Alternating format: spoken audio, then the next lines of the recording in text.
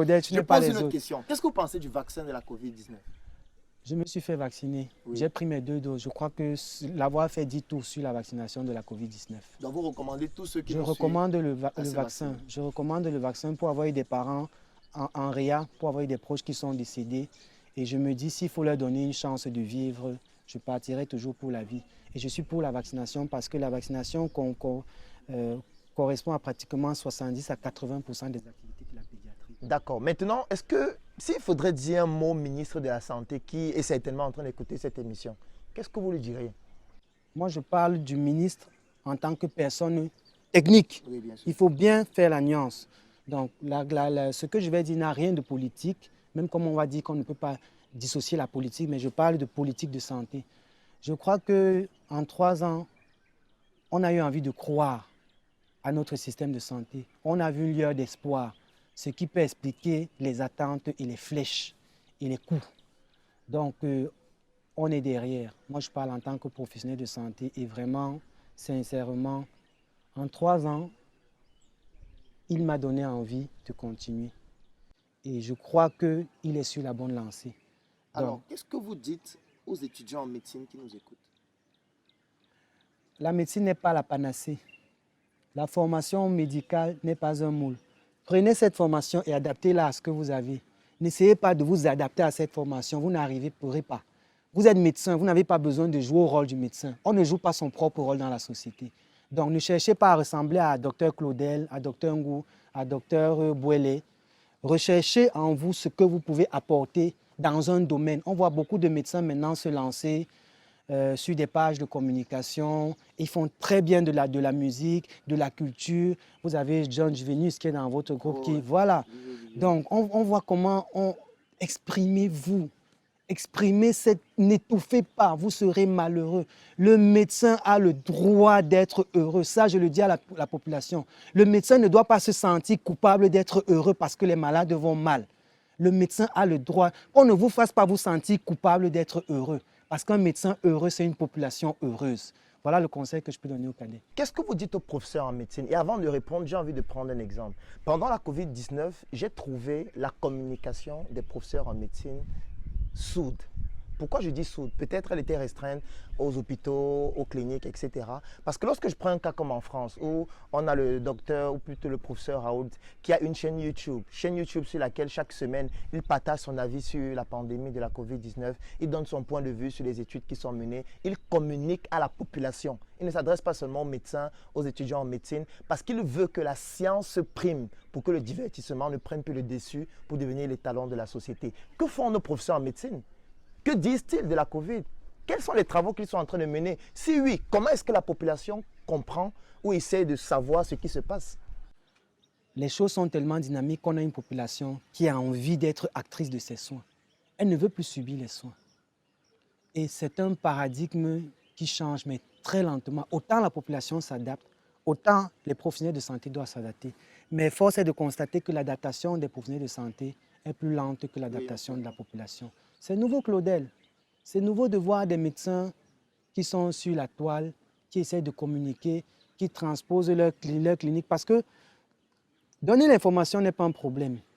Et c'est pour ça que je fais toute la différence entre information et sensibilisation. Moi, je ne fais pas de l'information. Je fais de la sensibilisation. L'information, c'est que tu prends le message tel qu'il est et donne. La sensibilisation, c'est que tu prends le message et tu l'adaptes à la population. On ne fait pas beaucoup de sensibilisation. Même dans nos communications gouvernementales, on fait plus d'information que de sensibilisation. Quand vous faites la sensibilisation, celui qui est en face se retrouve et devient lui-même un véhicule du message. Donc, le gros problème avec nos scientifiques actuellement, c'est qu'il reste des scientifiques puristes où on regarde un peu la communication. Je parle d'un sentiment que je ressens. Quand je dis à certains profs que mon bureau, c'est Facebook, ils rient. On trouve que c'est trop bas, ce n'est que le commérage, mais non. Maintenant, pour terminer, que pensez-vous de la spiritualité? Donc, la spiritualité est en chacun de nous. Et il y a Gandhi qui disait, il existe autant de religions que d'individus. Et quand il a dit en fait, religion, on entendait spiritualité. Si vous avez 10 000 personnes dans une église, il y a 10 000 religions. Parce que le même verset de la Bible, chacun va l'interpréter en fonction de son vécu. La prière d'une femme de 50 ans qui n'a pas d'enfant n'est pas la même prière qu'une fille qui vient de perdre une jambe, n'est pas la même prière qu'une femme qui vient de perdre son enfant, n'est pas la même prière qu'un milliardaire, n'est pas la même prière que quelqu'un qui vient d'échapper à un accident. Donc, vous voyez que il faut élever. Et il y a un saint de l'Église catholique qui disait, si tu réussis à donner un sens surnaturel à ta profession, tu auras sanctifié ton travail. Et j'essaie à chaque fois, dans chaque malade qui vient, de donner un sens surnaturel à chaque malade qui vient. Est-ce que Dr Patrick Ngo a des projets à moyen et à long terme sur lesquels il est en train de travailler, en dehors de la clinique, bien évidemment, qu'ils soient implémentés dans quelques années? Avant d'y arriver, parlant de spiritualité toujours, je vais te raconter là une petite anecdote d'un enfant que j'ai reçu, un enfant de 10 ans, que je suis depuis un moment. Je suis arrivé le matin, j'étais fatigué, j'avais les poches vides, j'étais énervé. Et je vois l'enfant qui entre dans le bureau. Il entre sans cogner, j'étais en pleine consultation. Il vient s'asseoir sur ma jambe. Il dit, docteur, ça va? Tu as bien dormi? Tu as bien mangé? Ça va aller, docteur. Tu vois, c'est quelque chose qui m'a remis d'aplomb immédiatement. Et c'est ça la spiritualité en fait. C'est que dans des petits gestes, tu arrives à voir une dimension que les autres ne voient pas. Quelqu'un d'autre aurait appelé la mère. Mais pourquoi cet enfant ici? Pourquoi reprenez l'enfant là? Je suis en constatation, je ne peux pas entrer comme ça. Et vous voyez, ce rapport, pour moi, la spiritualité dans ma profession, c'est ce rapport que j'ai avec les enfants. C'est ce rapport que j'ai avec eux, avec les parents. Et puis, pour faire le lien entre la spiritualité et la religion, on dit dans les Saintes Écritures que ce que vous faites au plus petit d'entre les miens, c'est à moi que vous l'aurez fait, pour ceux qui croient. Donc, qui est plus petit que le prématuré? Donc, vous voyez que moi, quand j'ai un prématuré, il y a une communication que je fais avec... Il y a des choses que je ressens. Et quelque part, j'ai envie de dire, c'est jouissif dans la profession. C'est des choses dans lesquelles je trouve mon épanouissement. Et je sais que de toutes les façons, en faisant comme ça, je ne peux avoir qu'une clientèle qui augmente avec le temps. C'est-à-dire gagner plus d'argent. Gagner plus d'argent. Et de la façon la plus... je rentre chez moi, j'ai allié les deux. J'ai eu l'argent, j'ai été bénéfique à la société. Je peux accompagner ceux qui font le bénévolat parce que pour moi aussi, c'est important d'accompagner les gens. C'est important de partager la vision que j'ai avec les plus jeunes. On va pas se... Il y a un temps pour tout.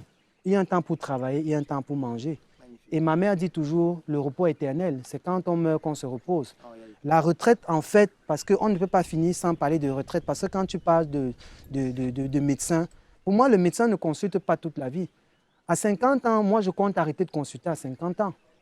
Alors qu'il y a d'autres où c'est à 50 ans qu'ils ouvrent leur clinique. Mais non. La retraite, c'est un changement. La retraite, ce n'est pas le repos. La retraite, c'est un changement d'activité. Donc, la retraite commence le premier jour où tu trouves du boulot. Ton boulot te permet de préparer ta retraite. La retraite, ce n'est pas que tu rentres au village, tu t'assois au bord de la plage, tu siffles. Non. La retraite, maintenant, c'est que ce que tu as acquis comme expérience, tu la mets. Moi, je compte, à mon âge de la retraite, être en train de former des jeunes, de capaciter des jeunes, d'être influent maintenant sur le plan médical. Et c'est là maintenant que je peux dire, avec autorité, je peux faire la recherche parce que mon background clinique et expérimental me permet de prendre position et d'être sûr que je n'amène pas les gens dans le flou. C'est aussi ça l'honnêteté et la rigueur scientifique. L'article n'est pas la panacée. Alors, merci Dr Patrick Ngo. Ça a été un échange très intéressant. Tu es à fond dans ce que tu fais. Tu es en train de vouloir bâtir une société qui met l'humain au centre et tu es en train de l'appliquer au quotidien à travers ton activité, à travers ta profession, à travers les enfants que tu accompagnes au quotidien. Tout ce qu'on peut te souhaiter, c'est beaucoup de réussite dans tes projets et tout ce qu'on peut souhaiter à toutes les personnes qui sont en train de regarder cette émission, c'est de nous rejoindre la semaine prochaine dans une nouvelle édition du Parcours, une émission de la Startup Academy. À très bientôt.